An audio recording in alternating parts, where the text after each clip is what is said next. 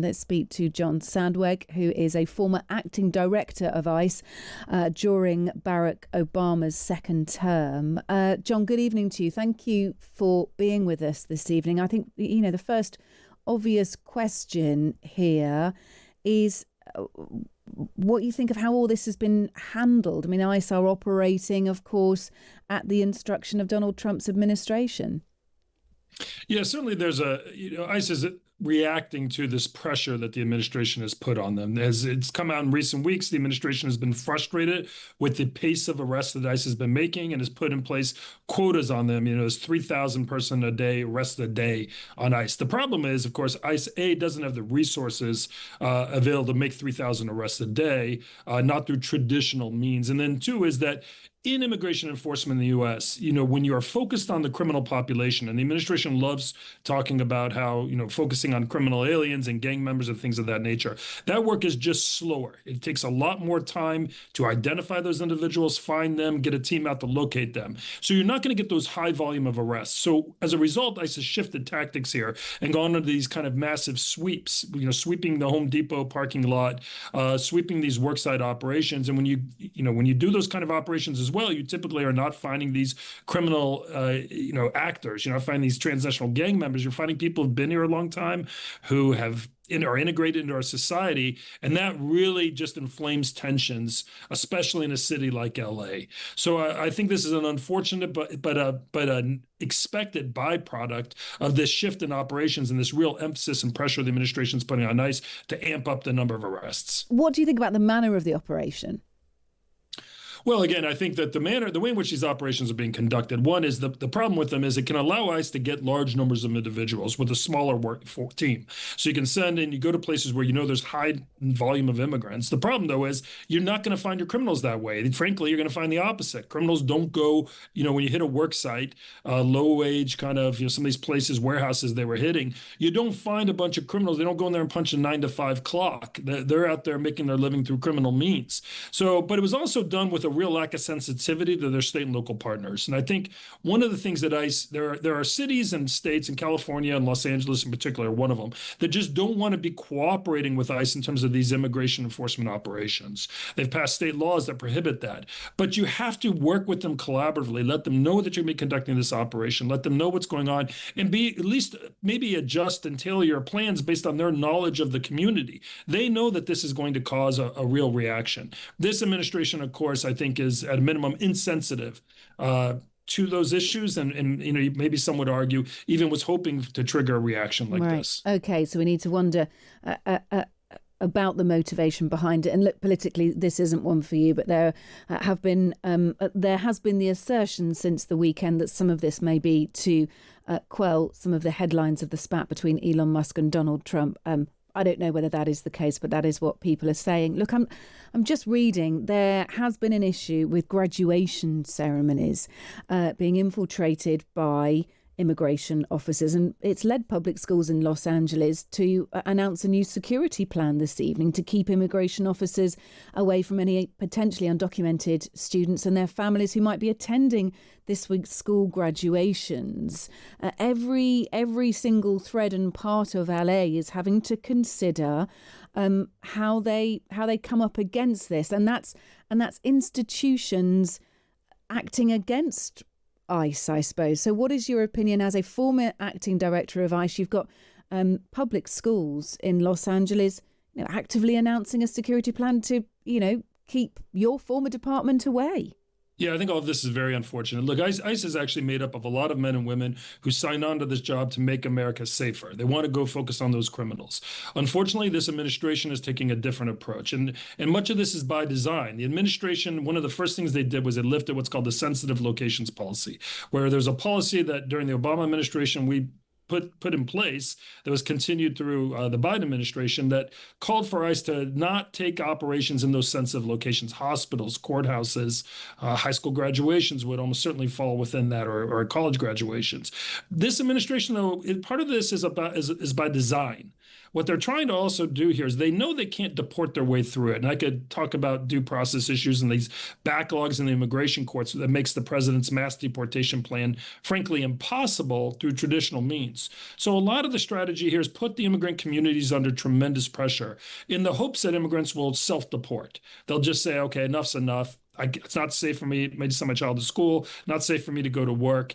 I'm going to just go ahead and move back home to my home country. And so the administration is not shy about this. This is part of the design. But I think the real shame of it all is that ICE actually is an agency that can really do wonders in America from a public safety perspective, promoting national security and preventing crime. But to do that, they have to focus and they have to run their operations in a more surgical, targeted capacity. And you don't go to high school or college graduations to get criminals. You do that through labor, laborious ICE work. officers feel about this? Sorry to interrupt you, John, but I'm just sat here thinking, how on earth, what on earth must it be like to do that job under the instruction of breaking into graduation ceremonies, etc.? There's a lot of frustration, and I will say that I work closely with ICE. Even before I was at ICE myself, I was at the Department of Homeland Security, which is, ICE is a part of that agency, and I work closely with these men and women signed up, most of them, to get criminals. There's a lot of frustration within the agency, and this is the kind of thing that's going to haunt the agency for years to come. The agency is now being associated as the tip of the spear, so to speak, on Donald Trump's immigration efforts and the Trump administration's culture wars, if you will. And the problem with that is that when this administration ends, it's going to be hard for ICE. Look, ICE does best when they collaborate with agencies like the LAPD. Believe it or not, even in a place like California, where immigration is always a sensitive topic, they work together on criminal investigations, getting serious gang members off the street. All of that is going to be incredibly hard to do after this administration is over because the ICE brand is so incredibly tainted by these types of operations. Do you think that Donald Trump should have called the military in? Pete Hegseth, the defense secretary, said the Marines could be there for up to 60 days. We know that there are plenty of National Guards there as well. Are you surprised by that? I know it's slightly outside the ICE directive, but in terms of handling this, does that seem sensible in a kind of let's keep everyone safe if we can? There are really two rules in a situation like this. When, going back to when I was at the Department of Homeland Security, there are two rules you want to follow. One is you just cannot make things worse. You just don't do anything that makes the situation worse, that inflames tensions. And two is work collaboratively with your state and local partners. I do worry that they're violating both these rules. The state and local partners, the chief of police in LA, the mayor, the governor have been very clear. They do not want this military presence there. And two is they think that the military presence is making things worse, that it's inflaming these protests and encouraging and inciting more of these protests. So, but again, I think the administration doesn't, clearly the administration likes this fight.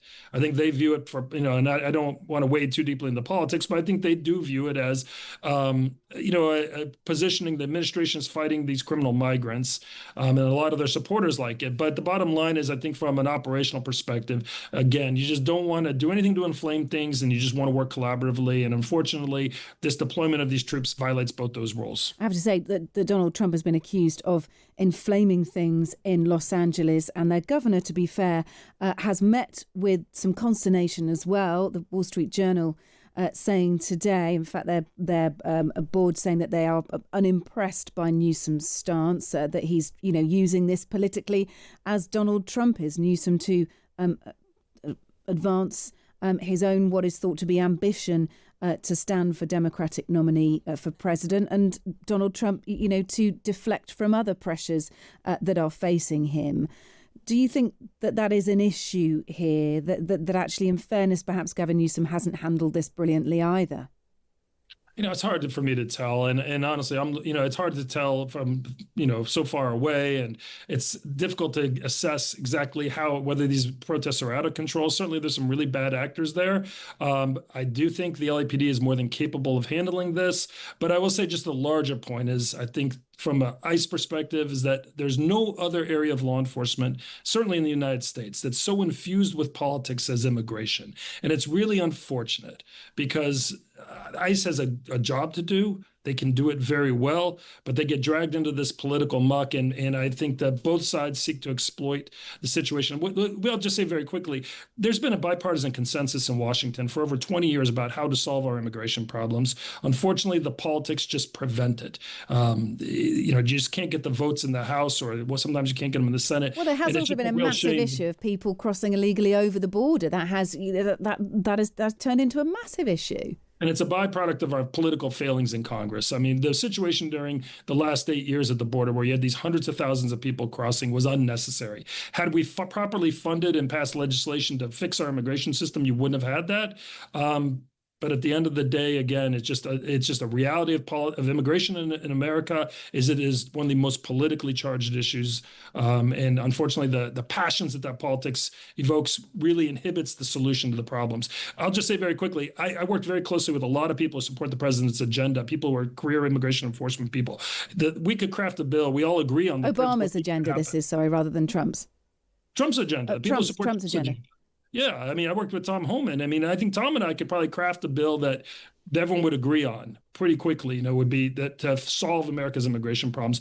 It's just the nature of the political dynamic in the Congress makes it almost impossible for any of those those bills to pass. Really interesting. Thanks for speaking to us. John Sandweg, who is former acting director of ICE during Barack Obama's second term. Just some really interesting things to think about there. Thank you, John. Appreciate your time.